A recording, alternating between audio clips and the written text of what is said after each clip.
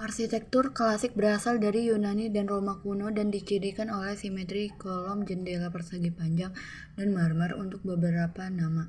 Selama berabad-abad, arsitek telah menarik pengaruh dari peradaban ini dan memasukkan cita-cita tradisional ke dalam gaya arsitektur selanjutnya.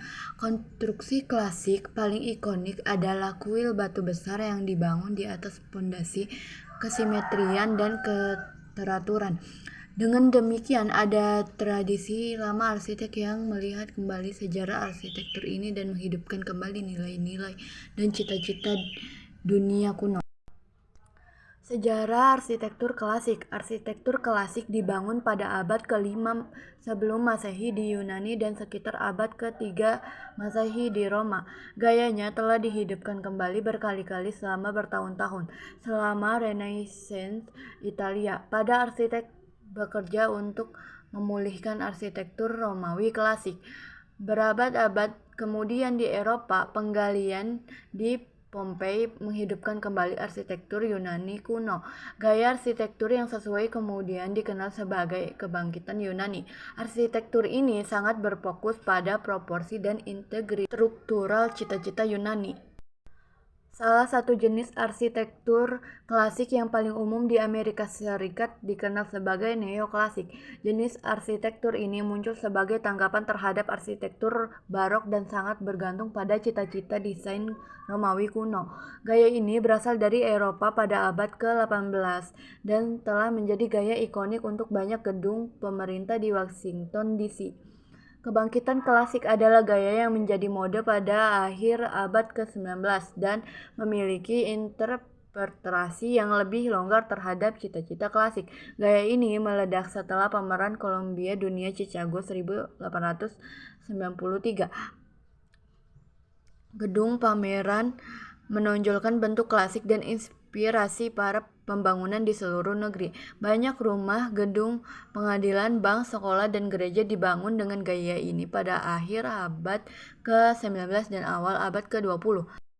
Arsitektur modern. Arsitektur modern mulai berkembang sebagai akibat adanya perubahan dan perkembangan dalam teknologi, sosial, dan kebudayaan yang dihubungkan dengan revolusi industri pada tahun 1760 sampai 1863. Adapun tenggang waktu pada perkembangan arsitektur modern dapat dibagi sebagai berikut.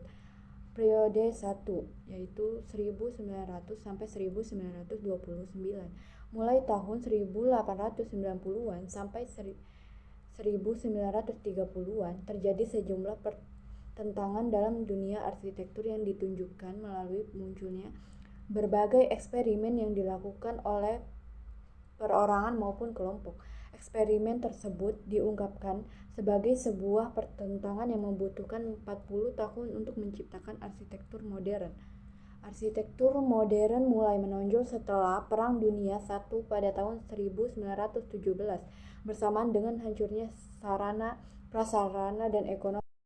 Pada masa ini, faktor terbentuknya ruang juga ditunjang faktor komposisi, rasio, dan dimensi manusia.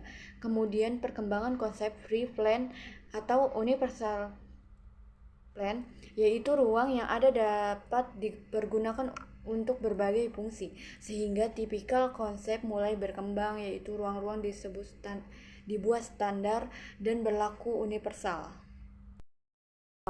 yaitu terjadi di tahun 1930 sampai 1939.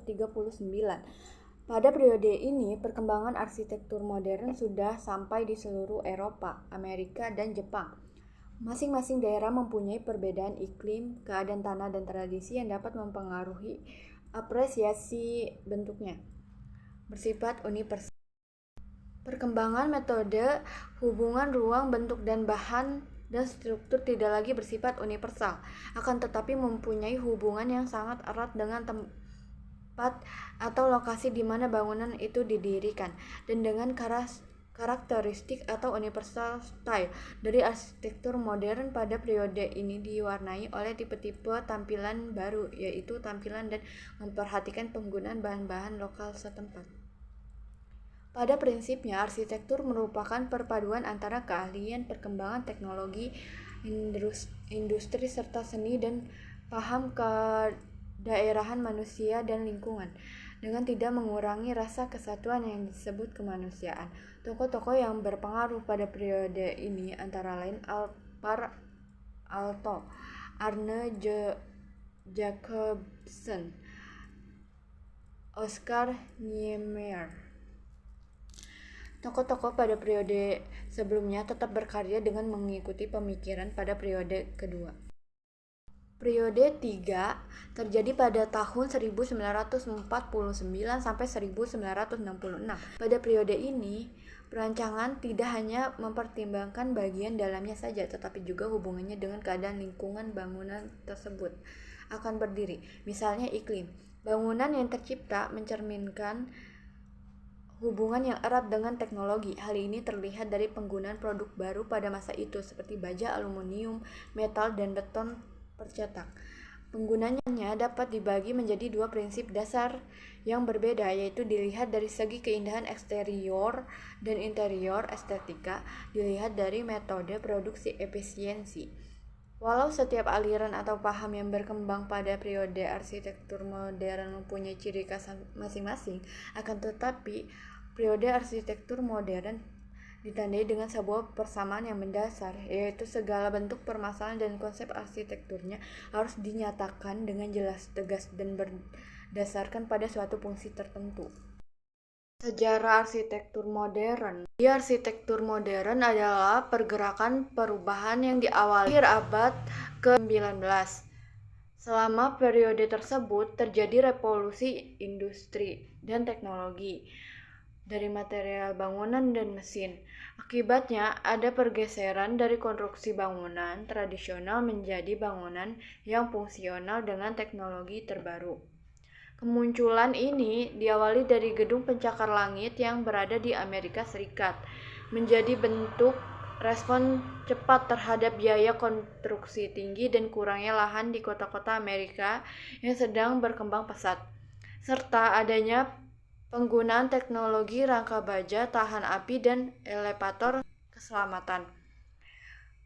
Pertama kali adalah gedung asuransi yang dibangun di Chicago dengan rangka baja besi karya William Le Baron tahun 1883. Kemudian mulailah muncul gedung lainnya di awal tahun 1900-an yang membawa arsitektur lama dengan dekorasi dan gaya neogotik. Selama masa itu juga masih terjadi perang dan muncul arsitektur modern. Ada dua kemungkinan kebangkitan arsitektur modern di periode tersebut, yaitu kekurangan bahan bangunan baja sehingga digantikan dengan bahan baru aluminium. Dan kedua, kehancuran wilayah akibat perang dan perlunya pembangunan kembali. Ciri khas dari arsitektur modern adalah 1. Sedikit ornamen dan dekorasi. 2. Penerapan garis vertikal dan horizontal serta model bentuk kotak. 3. Sistem modern dan penggunaan material. 4. Penggunaan cahaya natural dan jendelanya kaca. 5. Memiliki ruang terbuka. 6. Desain asimetris. 7. Koneksi dengan alam. 8. Penggunaan material modern dan tradisional. 9. Memaksimalkan fungsi ruangan. Masjid ini terletak di dekat Stadion Allianz Arena yang merupakan markas Bayern Munchen. Masjid ini bisa menampung 1.200 jamaah. Masjid ini juga dilengkapi perkantoran, gelanggang pemuda dan olahraga, ruang pertemuan, perpustakaan, dan tempat parkir dengan kapasitas 150 mobil. Masjid ini dirancang oleh arsitek asal Jerman yaitu Paul Bohm. Gaya modern dengan sentuhan Islamik ala bangunan-bangunan Eropa. Saat masuk ke dalamnya, pengunjung langsung bisa menemukan tempat menaruh barang-barang pribadi di loker. Hebatnya, loker ini diatur secara elektronik dan menggunakan detektor sehingga bisa diketahui apakah loker sudah terpakai atau tidak. Di dalam masjid dengan luas 17.000 meter persegi ini, atap atau langit masjid terlihat cukup tinggi. Selain itu, lantai juga ditutup dengan karpet berwarna biru muda.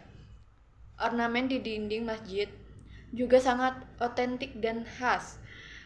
Masih banyak pengunjung yang berfoto-foto dalam masjid karena kagum dengan keindahan masjid.